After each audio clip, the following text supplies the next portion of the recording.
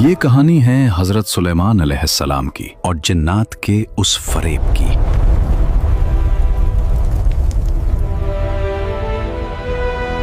وہ فریب جس نے طاقتور جنات کو سالوں تک ایک لاش کا غلام بنا کر رکھا۔ حکم ہوا خدا کا گھر تعمیر کرنے کا۔ وہ سرکش جنات جو کسی کے قابو میں نہ آتے تھے اب غلام تھے۔ ایک خوف تھا۔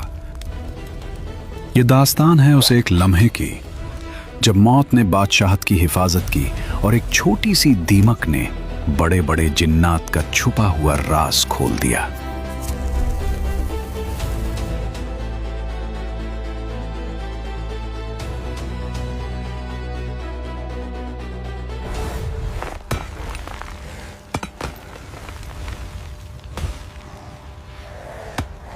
میرا جسم اب اور برداشت نہیں کر سکتا۔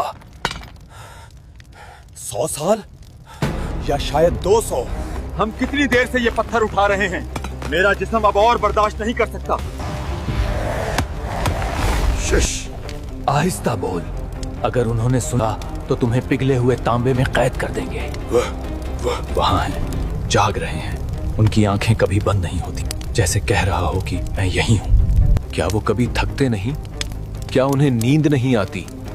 مگر وہ انسان ہو کر چٹان کی طرح کھڑے ہیں۔ اور پھر وہ لمحہ آ گیا جو ہر زندہ چیز کا مقدر ہے۔ حضرت سلیمان علیہ السلام پر موت طاری ہو گئی، مگر اللہ کی حکمت دیکھو، جسم گرا نہیں، وہ ویسے ہی کھڑے رہے، عصا کا سہارا لیے ہوئے۔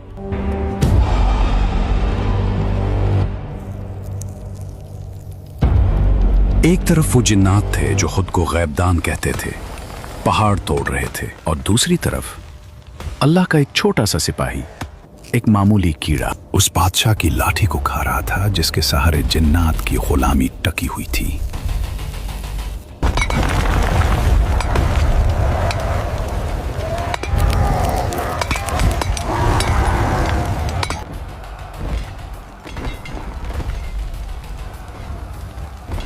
مجھے شک ہو رہا ہے، 1 سال گزر گیا، انہوں نے پانی نہیں پیا، کھانا نہیں کھایا۔ کیا تم پاگل ہو گئے ہو؟ یہ ان کا امتحان ہے، وہ دیکھنا چاہتے ہیں کہ کون کام روکنے کی جرات کرتا ہے۔ جو روکا وہ ختم، کام کرو۔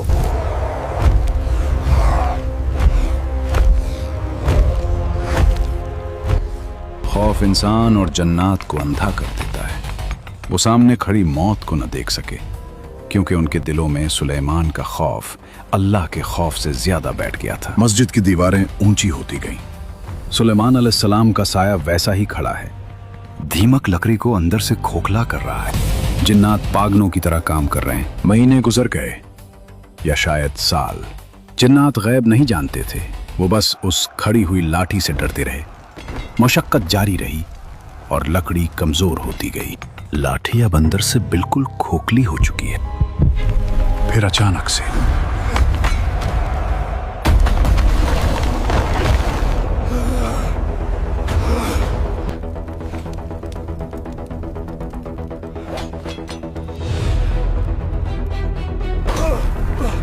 گر گئے، بادشاہ۔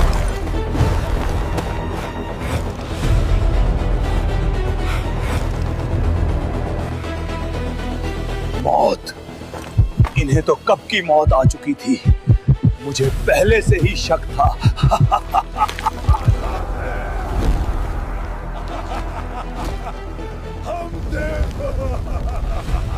ہم آزاد ہیں، ہم بے وقوف تھے، ہم ایک مردہ جسم سے ڈرتے رہے۔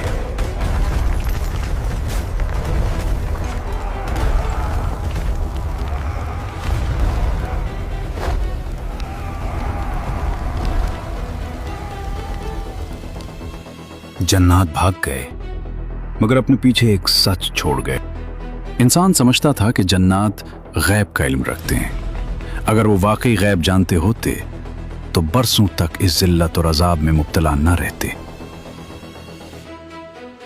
حضرت سلیمان علیہ السلام کو اللہ نے ایسی بادشاہت دی تھی جس میں صرف انسان نہیں بلکہ جنات اور پرندے بھی شامل تھے۔ جب یہ لشکر چلتا تھا تو زمین لرز اٹھتی تھی اور آسمان پر پرندوں کا سایہ چھا جاتا تھا۔ ایک دن حضرت سلیمان علیہ السلام اپنے اس عظیم الشان لشکر کے ساتھ एक सफर पर जा रहे थे। लश्कर बड़ी शान और शौकत से आगे बढ़ रहा था। घोड़ों की टापों, जिन्नात के भारी कदमों और फौजियों के चलने की गूंज दूर दूर तक सुनाई दे रही थी। चलते चलते ये लश्कर एक ऐसी वादी के करीब पहुंचा जो चींटियों का मस्कन थी। उसे वादी उन नमल कहा जाता है।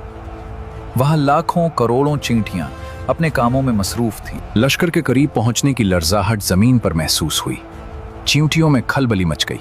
उनमें से एक समझदार चींटी, जो शायद उनकी निगरान या मलका थी, उस छोटी सी चूंटी ने अपनी कौम को पुकार कर कहा, ए चूंटियों, अपने बिलों में घुस जाओ। कहीं ऐसा ना हो कि सुलेमान और उनका लश्कर तुम्हें कुचल डाले और उन्हें खबर भी ना हो। इस चूंटी ने कितनी इंसाफ की बात की कि उसने ये नहीं कहा कि सुलेमान जालिम है, बल्कि ये कहा कि वो इतने बड़े हैं कि शायद उन्हें हमारे वजूद का पता भी ना चले और हम अनजाने में कचले जाएं। यहाँ अल्लाह का वो अजीम मूजज़ा जाहिर हुआ जो हज़रत सुलेमान अलैहिस्सलाम को अता किया गया था। हज़ारों फौजियों के शोर, घोड़ों की हिननहाट और सफ़र की गिरदो गुबार के बावजूद अल्लाह ने उस नन्ही सी चींटी की बारीक आवाज़ हज़रत सुलेमान अलैहिस्सलाम के कानों तक पहुंचा दी और उन्हें उसकी ज़बान समझा दी। जब हज़रत सुलेमान अलैहिस्सलाम ने इस चींटी की बात सुनी तो उनके चेहरे पर मुस्कुराहट आ गई। वो उस छोटी सी मखलूक की समझदारी और अपनी कौम के लिए फ़िक्र देखकर महजूज हुए। इतनी बड़ी सल्तनत के मालिक होने के बावजूद हज़रत सुलेमान अलैहिस्सलाम में ज़रा बराबर भी गुरूर नहीं था। उन्होंने फ़ौरन अपना हाथ उठाया और पूरे लश्कर को रुक जाने का हुक्म दिया। हज़रत सुलेमान अलैहिस्सलाम ने हुक्म दिया कि लश्कर अपना रास्ता बदल ले या तब तक रुका रहे जब तक ये नन्ही मखलूक अपने बिलों में महफूज न हो जाए।